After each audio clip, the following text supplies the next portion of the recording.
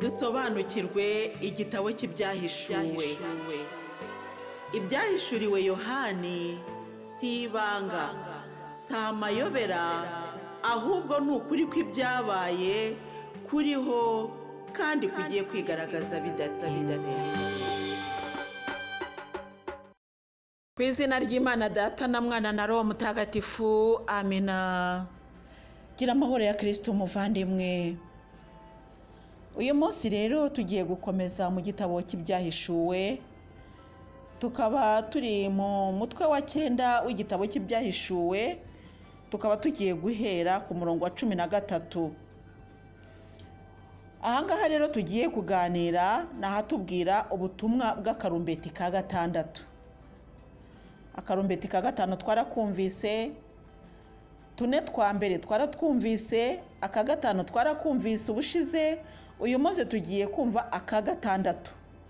Hanyuma twongere twibukiranye ko akarumbeti ka 7 ariko kitwa the last trumpet cyangwa la dernière trompette, la 7e trompette, kakaba rero ariko kitiriwe ubu butumwa. Ubu tugiye rero kumva aka gatandatu kavuze iki, kugira ngo tumenye icyo Nyagasani Imana ari kutubwira uyu munsi. Gira amahoro ya Kristo muvandimwe mugenzi ugana mu ijuru, kiwe uje kugukebura uyu munsi no kukubwira ibituzigamiwe imbere. Ndi umumararungu Marie Louise.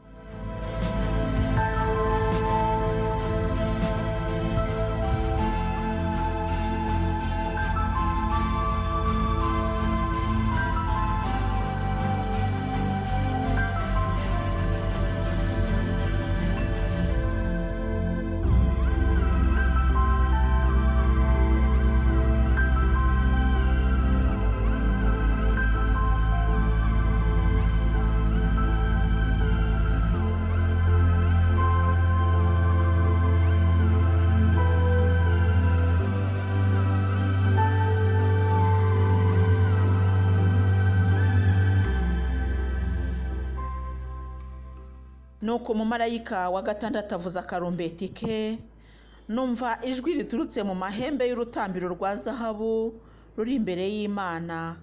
Ryabwiraga umumarayika wa gatandatu wari ufite akarumbeti riti, rekura abamarayika 4 baboheye ku ruzi rwa Efurati. Nuko arekura ba bamarayika 4 bari biteguye bategereje iyo saha, uwo munsi, uko kwezi n'uwo mwaka, bagombaga kwica igice cya 3 cy'abantu. Umubare w'ingabo zarwaniraga ku mafarasi ni 1000 n'uduhumbagiza ukubye 2. Niwo mubare wabo numvise. Dore uko nabonye mu ibonekerwa ryanjye amafarasi n'abayagenderaho. Bari bambaye imyambaro y'icyuma igurumana nk'umuriro, ifite ibara ry'ikigina n'iry'ubujeni. Amafarasi yari afite imitwe nk'iy'intare, ibinwa byayo bikaruka umuriro, umwotsi n'ubujeni.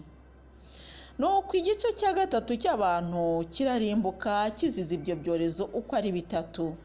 Umuriro, umwotsi n'ubujeni byarutswe n'ayo mafarasi. Kuko rero ububasha bw'amafarasi buba mu minwa no mu mirizo yayo, kandi iyo mirizo yayo imeze nk'inzoka, ikagira amasonga atuma ibasha kugira nabi. Abantu rero bari basigaye badahitanywe n'ibyo byorezo ntibisubiraho ngo bareke ibikorwa byabo bibi, bakomeza gusenga ingabo za Sekibi, ibigirwamana bya zahabu cyangwa ibya feza, iby'umuringa, iby'amabuye cyangwa n'iby'ibiti bidashobora kureba, kumva cyangwa kugenda. Banze kwisubiraho ngo bareke ubwicanyi bwabo n'ubupfumu, ubukozi bw'ibibi n'ubujura bwabo. Ijambo ry'Imana, dushimiye Imana.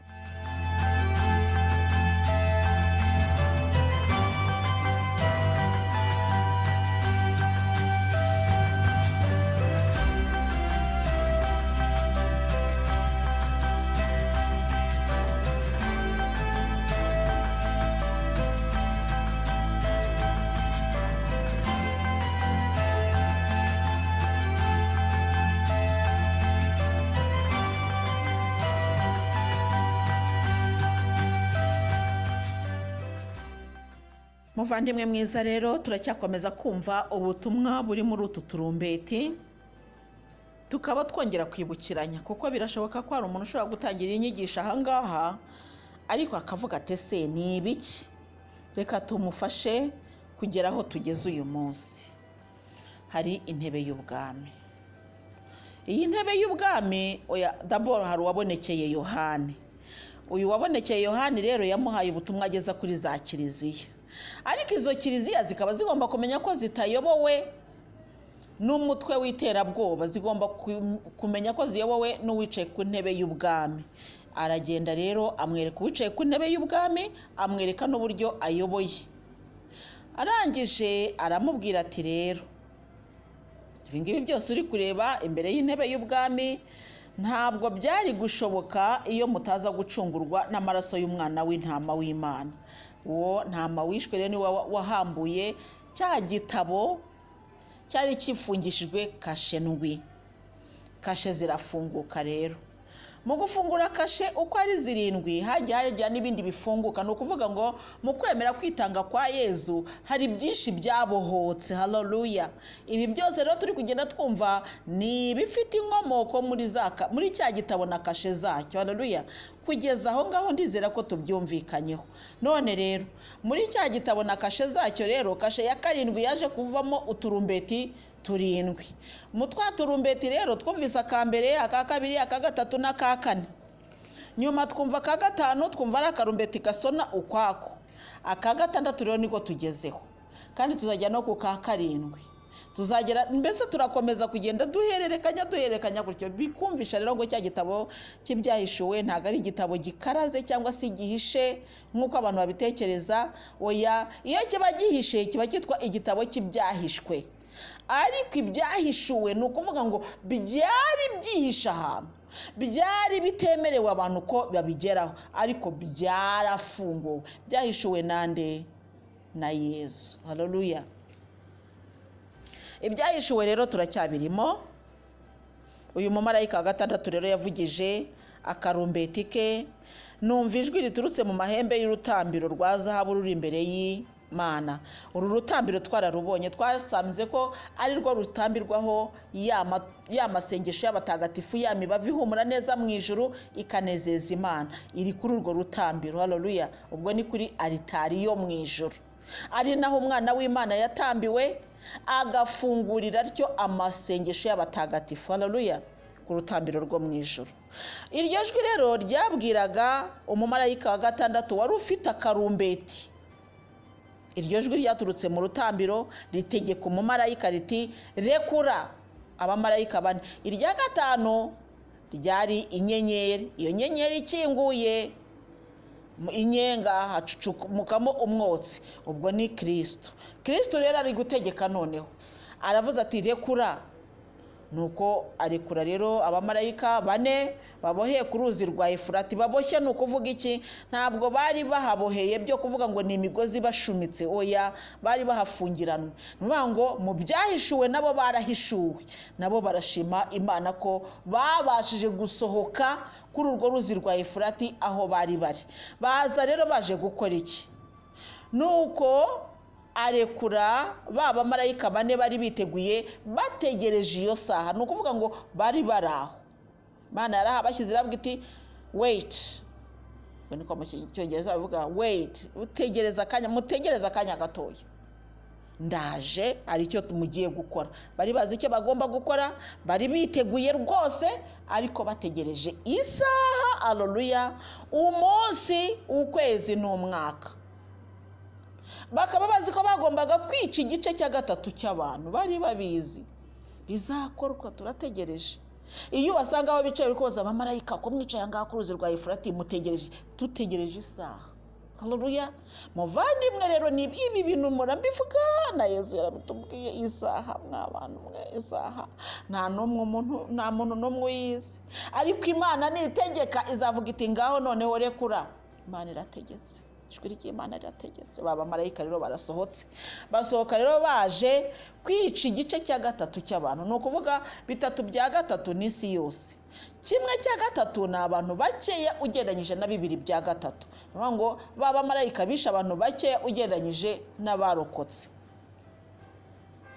Umubare w'ingabo zarwaniraga ku mafarasi ni 1,000 n'uduhumbagiza ukubye 2. Niwo mubare wabo numvise.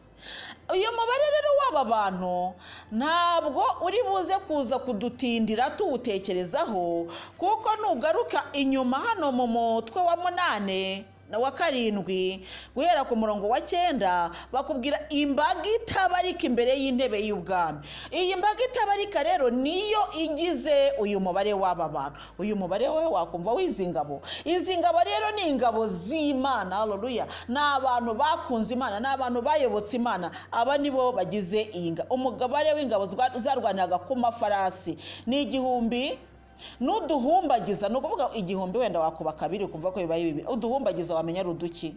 Wewe bavuze ngo ni 1,000 n'ibihumbagiza, no kuvuga ngo ni benshi cyane, n'abantu utashobora kubara. Rero ukubye 2.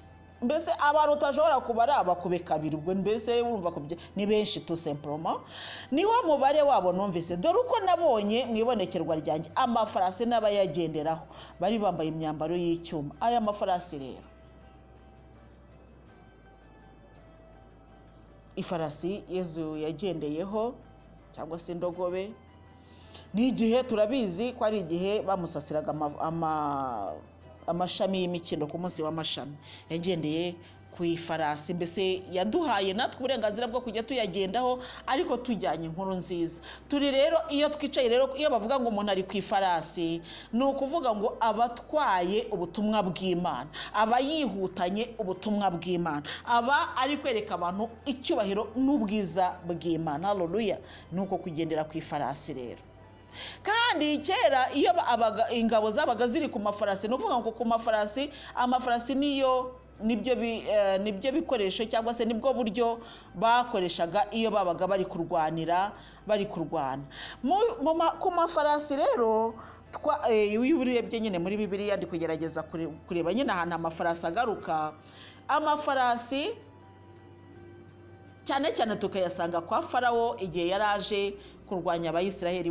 Abayisiraheli bo bagendanaga n'amaguru kubera ko bari bafite Imana yabajyanye, ariko Nyamisiri bo bakoresheje amafarasi. Amafarasi byari kugira ngo bihute. Ifarasi rero igaragaza kwihuta. Hano rero aba bantu bagendera ku mafarasi, ni ukuvuga ngo ni abantu bafite ubutumwa bwihuta. Haleluya. Ni abantu bari kuvuga ubutumwa ariko bw'igihe. Amina. Ariko kandi nyamara mbona mbabwira ngiye naramubwiye nindagize igitabo cye byayishuwe nzicicikira. Iyi farasi yangira irihuta rero, ntabwo ari ya farasi cyo kwicara, oya ni amafarasi yihuta rwose. Ubu turi gukorera ku mafarasi yihuta. Haleluya. Muvandimwe ubimenye, ntabwo tuzahura ku rugamba. Nyagasani Imana azarudukuraho kugira ngo abumvise babe bahembwe, abatarumvise ubwo nyine nabo ngaya makuru yabo.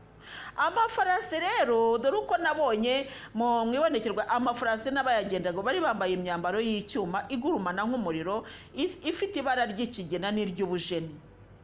Aba bantu rero bambaye umwambaro w'icyuma kandi ugurumana nk'umuriro, ntago wakwirwa wibaza ngo ni bande. Ni abantu bari umwambaro w'icyuma wahita antibari, bari bambaye. Umva reka nkwereke. Haleluya. Turawambaye uyu munsi umwambaro w'Imana, turawambaye, kandi abadayimoni ntibashobora kuturasa, ntago bikunda. Nubwo tujya tuvuga ngo ntago turageraho se kibitageze ibuye, iri kubita hafi yacu, ariko iradukubita ntidupfa. Niyo umwambo tugeze buryo wambaye antibari, ntago ari kuvuga ngo umwambi ntumugeraho, umugeraho ariko ntumwice. Ntabwo dupfa. Twambaye antibari, twambaye umwambaro w'icyuma. Haleluya. Imyambaro y'icyuma rero kandi igurumana nk'umuriro, ni ukuvuga nawe urabyumva. Icyuma kigurumana ni ukuvuga ngo dufite kashe y'Imana, dufite umuriro w'Imana. Haleluya. Umuriro wa Pentekote. Haleluya. Wa wundi uducanaho rwose. Imana yatwambitse umwambaro w'icyuma na Pentekote ducaniraho Roho Mutagatifu. Haleluya. Aratubonekera aza none se abigishwa ntabwo uzi ko bahawe Roho Mutagatifu akaza ngo nk'indimi z'umuriro, yaje ngo nk'indimi z'umuriro. wibwira se ko uwo muriro wazimye? Ashwida, umuriro wa Pentekote wake rwose uvumbikwe uhore waka ku gicaniro. N'uwo muriro rero. Haleluya. Muvandimwe wanjye nkunda, ntabwo Pentekositi yabereyeho kugira ngo izime, ngo twibagirwe ko Pentekositi yabaye, ngo Roho Mutagatifu yarazimye. Ntabwo azima. Haleluya. Yatwambitse umwambaro w'icyuma utuma tutagira ubwoba, turaraswa ariko ntidupfa. Impamvu tudapfa ni iyihise? Impamvu tudapfa ndavuga mu buryo bw'iri jambo, nuko ijambo twamenye ridukomeza rwose, rigatuma ndetse wa mumarayika wa gatandatu atugeraho akavuga ati mwebwe mufite kashe. Haleluya. Ariko suko tuba tutahuye n'ibitugerageza, suko tuba tutahuye n'imyambi ya nyakibi, ariko ntabwo twinjiramo ngo tugire imbata za nyakibi. Oya, irakubita igataruka, tukabona tukababara, tukanarira, tukihanagura amarira, ariko birya iba yatarutse iyo hatabaho kubw'umwana w'intama w'Imana. Iyi myambi ya nyakibi se twari nako zayikira abavandimwe, kwari kuzajya twica ndetse tugapfa nabi. Erega se kibi ntago dukunda. Erega buriya uburyo turwanya abavandimwe, abo bashaka kugira ngo twice, ariko se yadukura he Mana we? Ati kiriya kigore gihora kivuga ijambo ry'Imana, yego nzarivuga kugeza gupfa kwanjye, nemeye ko nzakorera Yesu. Nambaye umwambaro w'icyuma rero, ikanyanga ikarwanya, igakubitika, ukoresha abakozi bayo ari abacanegera bikafata ubusa. Haleluya. Ariko akantu kaba kaje kakagukubitaho, hari abarya mu nzu z'imbohe ukaririramo, ariko ntabwo uraswa. Haleluya. Ntabwo uraswa uba wambaye umwambaro w'icyuma. Yohani Batista yambaye umwambaro w'icyuma, ajya mu nzu y'imbohe, bamuca umutwe, abamuciye umutwe bagira ngo birarangiye, ariko Yohani Batista n'uyu munsi aracyavuga, kuko umva, haleluya, yari yicaye ku ifarasi igurumana. Amina. Ifarasi igurumana. Haleluya. Ntacyo tuzaba, naho urupfu rwatugeraho, ariko twaratsinze, turi abakristo. Niyo mpamvu haleluya tutababazwa n'ibyo tubona, ko haleluya, kuko uwatsinze atubereye maso. Amina. Tizera ko tubyumva abavandimwe. Nuko rero aya mafarasi rero tugendaho ntago ari amafarasi ashobora gutsindwa ku rugamba. Amafarasi yari afite imitwe nk'iy'intare. Haleluya. Ibinwa byayo bikaruka umuriro n'umwotsi w'ubujeni. Umutwe nk'uw'intare, ubundi intare bavuga ko ari inyamaswa, niyo bayita umwami w'ishyamba, igira umutwe munini cyane. Haleluya. Ni ukuvuga iki rero? Aya mafarasi tugendaho ntago ari amafarasi afite mu maso harambuye kwa kundi. Oya, zifite umutwe ukomeye nk'uw'intare, kandi zaratsinze, kuko ni intare zifite imbaraga. Ni amafarasi afite imbaraga nyinshi cyane. Haleluya. Imbaraga nyinshi, ni ukuvuga umutwe munini, ni ukuvuga ngo turi benshi kandi turakomeye, ntacyo tuzaba, turakomeye rwose, ntidutsikira ku rugamba, ntidutinya. Haleluya. Niyo mpamvu dufite umutwe nk'uw'intare. Ni ukuvuga ngo aya mafarasi yacu afite umutwe nk'uw'intare, ntabwo agera ku rugamba ngo aterwe ubwoba n'ariya mafarasi y'abapagani. Oya, aya mafarasi y'abaturwanya yo afite mu maso h'amafarasi, ariko amafarasi yacu afite ubundi bwoko bw'amafarasi. Haleluya. Ngo kandi ibinwa byayo bikaruka umuriro, umwotsi n'ubujeni. Umuriro rero, iri jambo tuvuga ryifitemo imbaraga. Iri jambo tuvuga ryifitemo urupfu ku batazashaka kuryumva. Reka nkubwire muvandimwe, Nyagasani Yesu yabwiye abigishwa bati, wewe wandetse, baramubaje bati, nkatwe twaretse byose tukagukurikira, uzaduhemba iki? Ati mwebweho, haleluya, muzicara ku ntebe. Haleluya. Mucire imiryango 12 ya Isiraheli imanza. Bazaducira imanza se gute? Bazayicira imanza gute? Mu bikorwa babayemo, mu buryo babayemo, bazacira imanza abandi abatarashatse kugenda nkabo. Nubwo ngo iri jambo rero ryifitemo imbaraga zikomeye cyane. Iri jambo ryifitemo imbaraga zitwika, zica, zizura uwapfuye, ariko zikica dayimoni muri wowe. Nizo mbaraga ziri muri iri jambo kandi rirahari. Ngo nuko igice cya 3 cy'abantu kirarimbuka kizize ibyo byorezo uko ari bitatu: umuriro, umwotsi n'ubujeni, byarutswe n'ayo mafarasi. Haleluya. muvandimwe wanjye nkunda. Kandi n'aya mafarasi ntugire ngo aroroheje, umva aya mafarasi ubwayo arakomeye, tuyicayeho tugenda. Erega ntabwo ariko dukora, ni Yesu ukora muri twebwe. Uburyo yaduhaye bwo gukoresha nibwo turi gutsindisha. Iri jambo rero tuvuga niryo rizatuma ba bandi batashatse kuryumva, haleluya, abo ngabo bazahanwa bikomeye cyane, bazahanwa kandi bahanwa n'ijambo bakabaye barumvise ariko bimye agaciro. Haleluya. Iri jambo rero ryaje ritwika nk'umuriro, rifite umwotsi n'ubujeni, byarutswe n'ayo mafarasi. Ni ukuvuga ngo twebwe abayagendaho turayategeka amafarasi akavuga. Kandi iri jambo tuvuga ni ijambo ry'ubuzima. Abadashaka kuryumva rero bazapfa, bazazira ko banegirije, bazazira ko bafunze amatwi ntibashake kumvira ijambo. Iri jambo rizabakoraho. Haleluya. Nuko rero igice cya gatatu cy'abantu kirarimbuka. Ubwo ni cya kimwe cya gatatu. Baba marayika ngo nuko arekura baba marayika 4 bari biteguye bategereje iyo saha, uwo munota uko kwezi n'uwo mwaka bagomba kwica igice cya gatatu cy'abantu. Abo bamarayika bari babategereje. Abo bantu rero bagombaga kwicwa nuko banze kumva ijambo ry'Imana. Noneho rero ba bantu b'Imana nibo baserutse, ari benshi cyane, berekana babandi batashatse kumva ijambo ry'Imana. Babandi batashatse kumva ijambo ry'Imana rero bararimbuka. Barimbuka bazize iki? Bya byorezo. Igihe twavugaga ijambo ry'Imana bari binangiye, bari bibereye mu byaha, ntago bashatse kumvira Imana, bo rero bararimbuka. Koko rero ububasha bw'amafarasi buba mu minwa no mu mirizo yayo, kandi iyo mirizo yayo imeze nk'inzoka, ikagira amasonga atuma ibasha kugira nabi. Haleluya. Ububasha bw'ifarasi se muvandimwe wanjye nkunda, ubu ngubu ibi bintu tutabigiye muzi koko uyobewe ko umugozi bafatisha ifarasi kugira ngo itaza kwirukanka buri mu kanwa kayo. Rero natwe ububasha bw'ijambo twahaye ifarasi ari no, erega buri gifarasi indogo umwami wa byose agendaho, ibifite ububasha kubera uwo mwami yicayeho. Erega nurebe ifarasi ngo wibagirwe uyicayeho. Haleluya. Igihe kimwe ngo ifarasi buri ya ndogobe Yesu yari yicayeho, burya ngo yaje bayikomeraga amashyi bagasasa amashami y'imikindo bikagenda neza, imyambaro bagakuramo bakarambika hasi, nuko indogo bigatambukaho igarutse iri yonyine, nuko ntibayikomera amashyi. Ibwira mugenzi wayo iti ati ejo bundi uziko naciye mpetse umwana w'Imana bakankomera amashyi bakasasira n'amashami y'imikindo, none maciye ngenyine nta kintu babonye nta nubwo bamenye.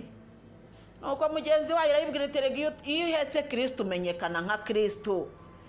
Ntabwo ari wowe bahaye amashami y'imikindo, ahubwo n'uwo wari uhetse. Natwe rero haleluya, aya mafarasi ntabwo avuga kubera yo, avuga kubera twebwe ahetse. Haleluya. Bimenye muvandi, bimenye. Kandi iyo uhetswe n'ifarasi nyine, erega ifarasi iziturwa kubera wowe.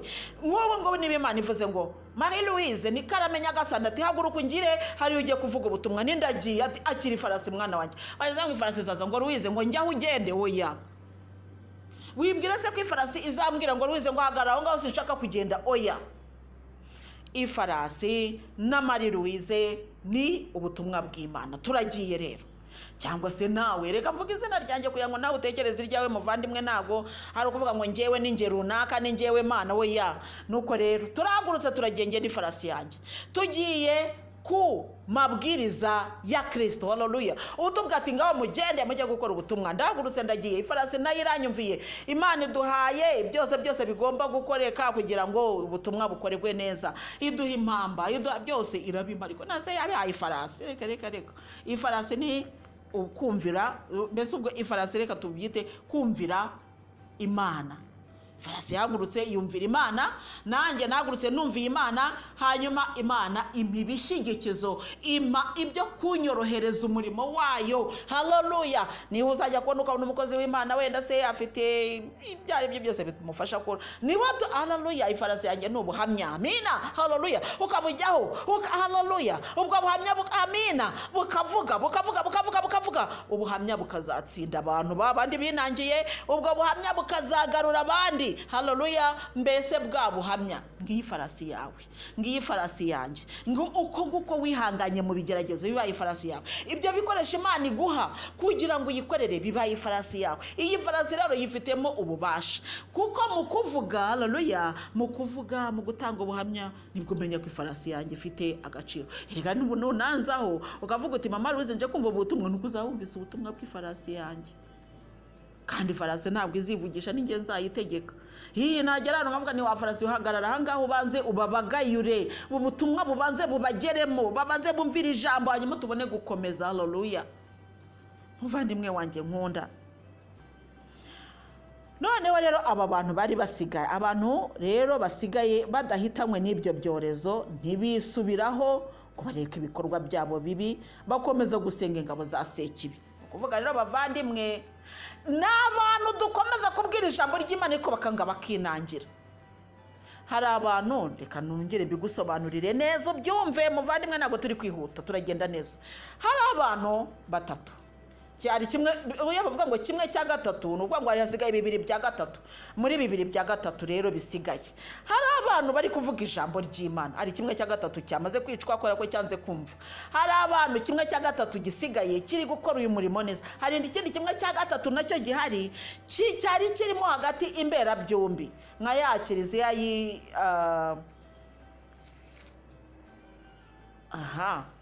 yakirishije idashyushye kandi idakonje rimwe na rimwe, yewe irawodeseya.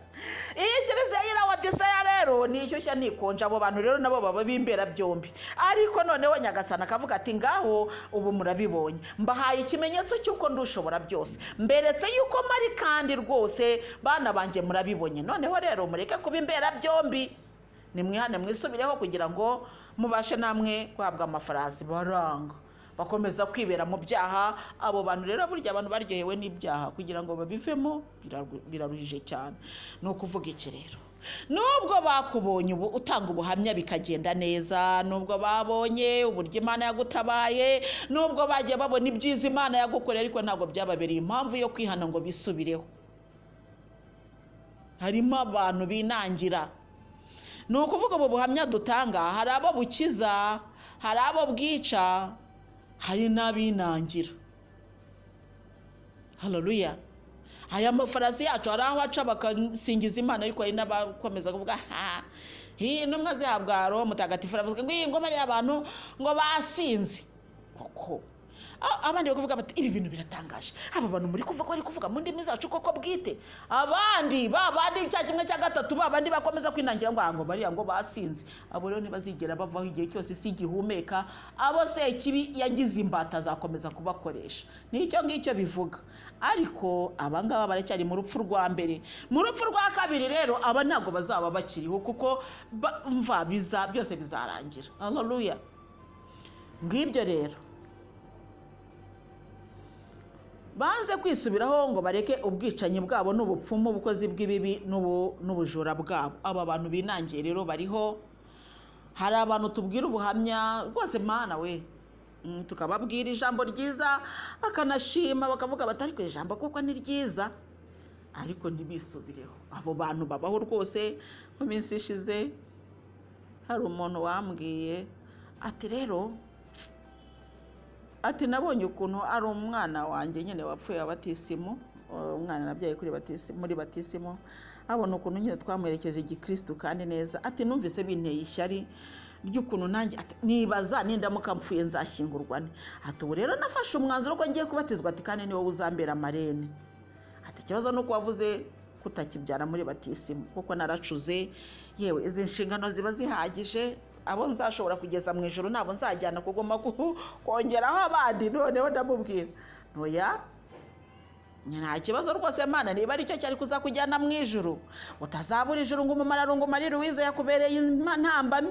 Genda ubitekerezeho, ufate umwanzuro wawe, hanyuma uze ujye kwiga, batizwe, nzakubyara rwose, ibyo ntibikubera intambamye. Ati yewe we, ati ndishimye ubwo binyemereye. Duheruka n'icyo gihe kandi ashize igihe. Ni ukuvuga iki rero, mu by'ukuri mu mutima we yaravugaga ati ariko wabatizwa ubu koko ibi bintu ndimo ni ibiki? Ariko undi mutima ukamubwira ko se wabatizwa ute wowe, ibi ngibi byo kubatizwa wowe ubyitayeho bivemo. aba rero banze kureka ubukozi bw'ibibi bariho. Ijambo bararyumvise, ubuhamya barabwumvise ndetse buranabubaka, ariko guhinduka bikaba ikibazo gikomeye. Uko bajya guhinduka Sekibi akaza kongera akabatsikamira. Twongere twibukiranye ko Sekibi nawe aracyari ku murimo, aracyakora, yicaye ku ntebe y'ikibi arakora. Nk'uko Imana yicaye ku ntebe y'ubutware igategeka, Sekibi nawe aracyakora, aracyafite abo yagize imbata, kandi abo yagize imbata nitwe tugomba kubabohora. Turashaka kubohora abo shitani yagize imbata. Tuzababohoza iki?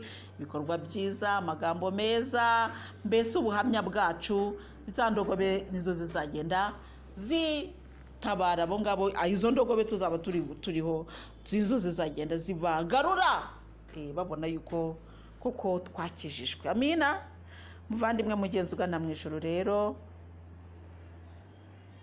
turakomeza dusenga Imana, tuyishimira ibyo iri kugenda twiyigishiriza, kandi ndahamya ko kugeza ahangaha turi twese turasobanukiwe, byibuze kugeza ahangaha. Uturumbeti dutandatu twamaze kumva amakuru yatwo. Reka rero dukomeze dushima Imana yaduhuje, kandi dukomeza no gusabirana. Imana yo mu ijuru ibahe umugisha, ku izina ry'Imana Data na Mwana na Roho Mutagatifu. Amina. Dusobanukirwe igitabo cy'ibyahishuwe. Ibyahishuriwe Yohani si ibanga, si amayobera, ahubwo ni ukuri kw'ibyabaye kuriho kandi kugiye kwigaragaza bidatinze.